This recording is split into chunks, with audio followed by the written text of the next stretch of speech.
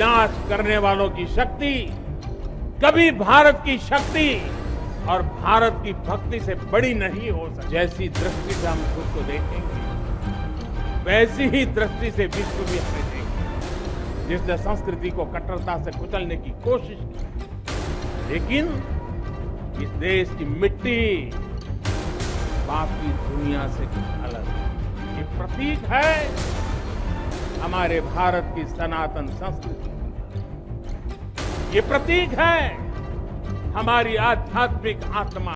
जग के मस्तक पर रोली सा शोभित हिंदुस्तान हमारा, दीप बुझे पश्चिमी गगन के जब व्याप्त हुआ बर्बर अधियारा, किंतु चीर कर तम की छाती चमका हिंदुस्तान हमारा।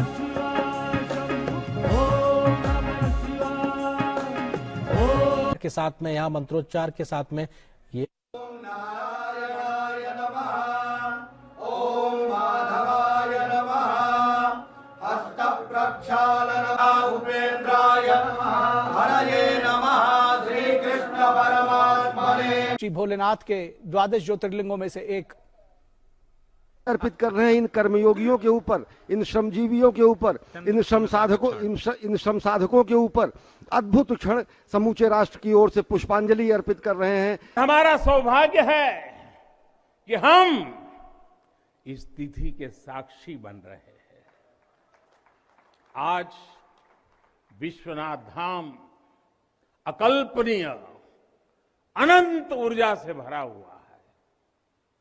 उसका वैभव विस्तार ले रहा है। अनेक प्राचीन मंदिर लुप्त हो गए थे, उन्हें भी पुनः स्थापित किया जा चुका है। विश्वनाथ धाम का ये पूरा नया परिसर एक भव्य भवन भर नहीं है, ये प्रतीक है हमारे भारत की सनातन संस्कृति का। ये प्रतीक है हमारी आध्यात्मिक आत्मा का। ये प्रतीक है भारत की प्राचीनता का, परंपराओं का, भारत की ऊर्जा का, गतिशीलता का। आप यहां जब आएंगे तो केवल आस्था के ही दर्शन होंगे ऐसा नहीं है।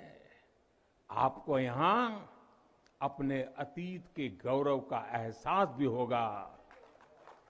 कैसे प्राचीनता और नवीनता एक साथ सजीव हो रही है, कैसे पुरातन की प्रेरणाएं भविष्य को दिशा दे रही हैं, इसके साक्षात दर्शन विश्वनाथ धाम परिसर में हम कर रहे हैं। जिसने संस्कृति को कट्टरता से कुचलने की कोशिश की, लेकिन इस देश की मिट्टी बाकी दुनिया से कुछ अलग है। स्वामी विवेकानंद और मदन मोहन मालवीय तक कितने ही ऋषियों और आचार्यों का संबंध काशी की पवित्र धरती से रहा है। छत्रपति शिवाजी महाराज ने यहां प्रेरणा पाई। रानी लक्ष्मीबाई से लेकर चंद्रशेखर आजाद तक कितने ही सेनानियों की कर्मभूमि जन्मभूमि काशी रही है। भारतेंदु हरिश्चंद्र, जयशंकर प्रसाद, मुंशी प्रेमचंद, पंडित रविशंकर और बिस्मिल्लाह खान जैसी प्रतिभाएं इस स्मरण को कहां तक लेते जाए, कितना कहते जाए, भंडार भरा पड़ा है। जिस तरह काशी अनंत है, वैसे ही काशी का योगदान भी अनंत है।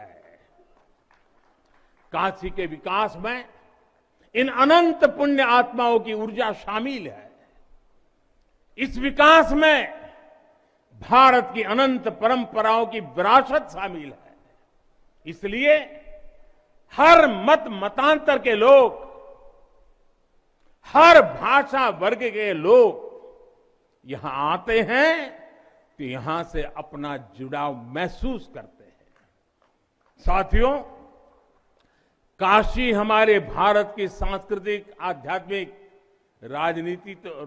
राजधानी तो है ही, ये भारत की आत्मा का एक जीवंत अवतार भी है।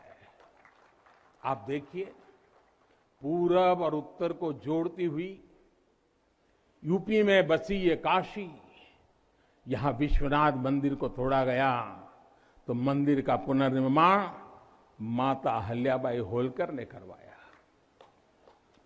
जिनकी जन्मभूमि महाराष्ट्र थी, जिनकी कर्मभूमि इंदौर, माहेश्वर और अनेक क्षेत्रों में थी, उन माता अहल्याबाई होलकर को आज मैं इस अवसर पर नमन करता हूं। 200-250 साल पहले उन्होंने काशी के लिए इतना कुछ किया था, तब के बाद काशी के लिए इतना काम अब हुआ है। साथियों, बाबा विश्वनाथ मंदिर की आभा बढ़ाने के लिए पंजाब से महाराजा रणजीत सिंह ने 23 मण सोना चढ़ाया था। इसके शिखर पर सोना मढ़वाया था। पंजाब से पूज्य गुरु नानक देव जी भी काशी आए थे, यहां सत्संग किया था। दूसरे सिख गुरुओं का भी काशी से विशेष रिश्ता रहा था। पंजाब के लोगों ने काशी के पुनर्निर्माण के लिए दिल खोलकर दान दिया था। पूरब में बंगाल की रानी भवानी ने बनारस के विकास के लिए अपना सब कुछ अर्पण किया। मैसूर और दूसरे दक्षिण भारतीय राजाओं का भी बनारस के लिए बहुत बड़ा योगदान रहा है। एक ऐसा शहर है जहां आपको उत्तर, दक्षिण, नेपाली, लगभग हर तरह की शैली के मंदिर दिख जाएंगे। विश्वनाथ मंदिर इसी आध्यात्मिक चेतना का केंद्र रहा है और अब ये विश्वनाथ धाम परिसर अपने भव्य रूप में इस चेतना को और ऊर्जा देगा। साथियों, दक्षिण भारत के लोगों की काशी के प्रति आस्था, दक्षिण भारत का काशी पर और काशी का दक्षिण भारत पर प्रभाव हम सब भली भांति जानते हैं।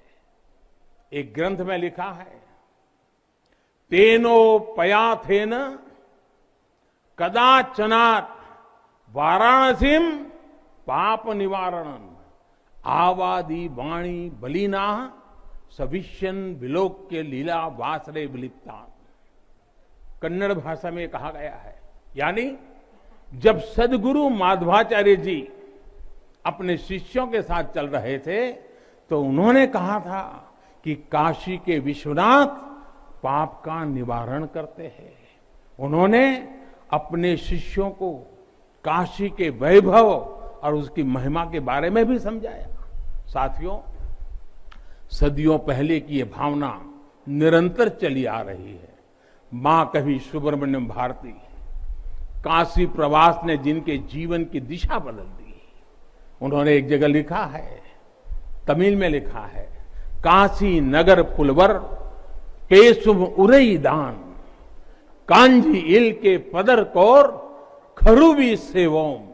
यानी काशी नगरी के संत कवि का भाषण कांचीपुर में सुनने का साधन बनाएंगे। काशी से निकला हर संदेश ही इतना व्यापक है कि देश की दिशा बदल देता है। वैसे मैं एक बात और कहूंगा, मेरा पुराना अनुभव है। हमारे घाट पर रहने वाले, नाव चलाने वाले कई बनारसी साथी तो, और आपने भी कभी अनुभव किया होगा, तमिल, कन्नड़ा, तेलुगु, मलयालम इतनी फर्राटेदार तरीके से बोलते हैं कि लगता है कि कहीं केरला, तमिलनाडु या कर्नाटक तो नहीं आ गए। अब इतना बढ़िया बोलते हैं। साथियों, भारत की हजारों सालों की ऊर्जा ऐसे ही तो सुरक्षित रही है, संरक्षित रही है। जब अलग अलग स्थानों के क्षेत्रों के सूत्र से जुड़ते हैं तो भारत एक भारत श्रेष्ठ भारत के रूप में जागृत होता है। इसलिए हमें सौराष्ट्र सोमनाथम से लेकर अयोध्या, मथुरा, माया, काशी, कांची, अवंतिका का हर दिन स्मरण करना सिखाया जाता है। हमारे यहां तो 12 ज्योतिर्लिंगों के स्मरण का ही फल बताया गया है। तस्य तस्य फल प्राप्ति ही भविष्यति न संशय। यानी सोमनाथ से लेकर विश्वनाथ तक 12 ज्योतिर्लिंगों का स्मरण करने से हर संकल्प सिद्ध हो जाता है, इसमें कोई संशय ही नहीं है। ये संशय इसलिए नहीं है क्योंकि स्मरण के बहाने पूरे भारत का भाव एकजुट हो जाता है। और जब भारत का भाव आ जाए तो संशय कहां रह जाता है, असंभव क्या बचता है। साथियों, ये भी सिर्फ संयोग नहीं है कि जब भी काशी ने करवट ली है, कुछ नया किया है, देश का भाग्य भी बदला है। बीते 7 वर्षों से काशी में चल रहा विकास का महायज्ञ आज एक नई ऊर्जा को प्राप्त कर रहा है। काशी विश्वनाथ धाम का लोकार्पण भारत को एक निर्णायक दिशा देगा, एक उज्जवल भविष्य की तरफ ले जाएगा। ये परिसर साक्षी है हमारे सामर्थ्य का, हमारे कर्तव्य का। अगर सोच लिया जाए, ठान लिया जाए तो असंभव कुछ भी नहीं है। विनाश करने वालों की शक्ति कभी भारत की शक्ति और भारत की भक्ति से बड़ी नहीं हो सकती।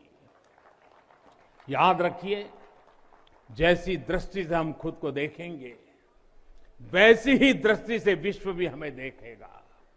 मुझे खुशी है कि सदियों की गुलामी ने हम पर जो प्रभाव डाला था, जिस हीन भावना से भारत को भर दिया गया था, अब आज का भारत उससे बाहर निकल रहा है। आज का भारत सिर्फ सोमनाथ मंदिर का सौंदर्यीकरण ही नहीं करता, बल्कि समंदर में हजारों किलोमीटर ऑप्टिकल फाइबर भी बिछा रहा। 3 संकल्प चाहता हूं और बाबा की पवित्र धरती से मांग रहा हूं। पहला, स्वच्छता, दूसरा सृजन और तीसरा आत्मनिर्भर भारत के लिए निरंतर प्रयास।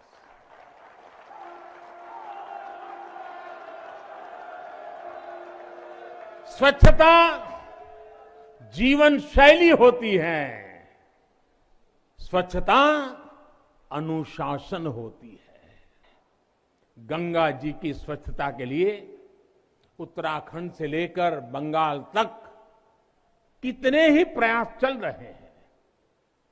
नमामि गंगे अभियान की सफलता बनी रहे, इसके लिए हमें सजग होकर काम करते रहना होगा।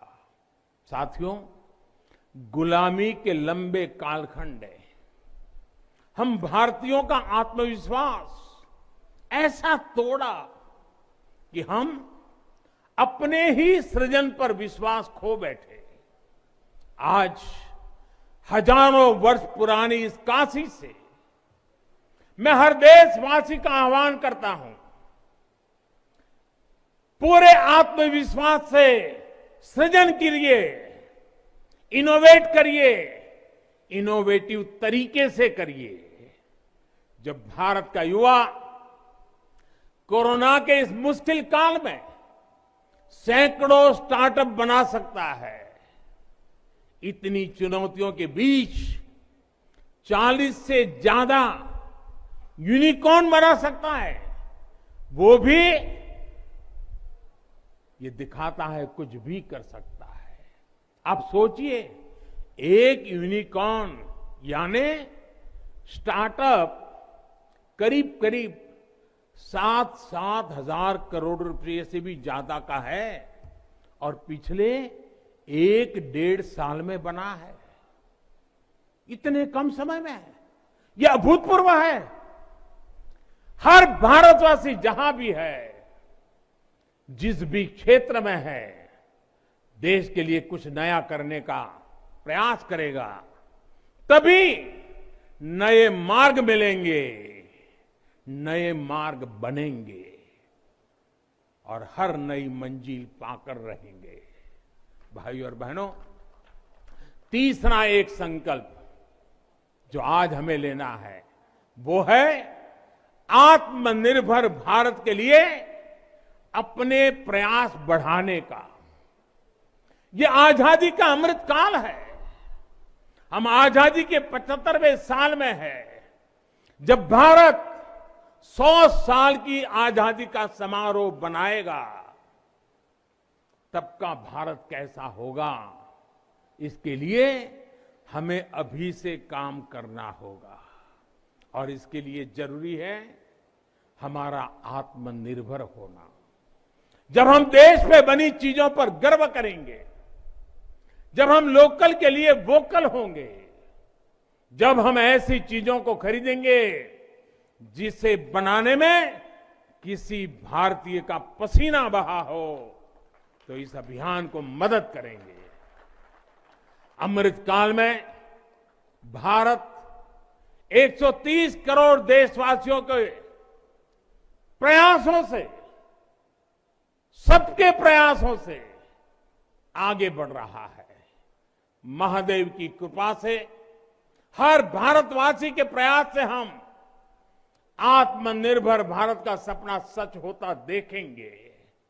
इसी विश्वास के साथ मैं बाबा विश्वनाथ के, माता अन्नपूर्णा के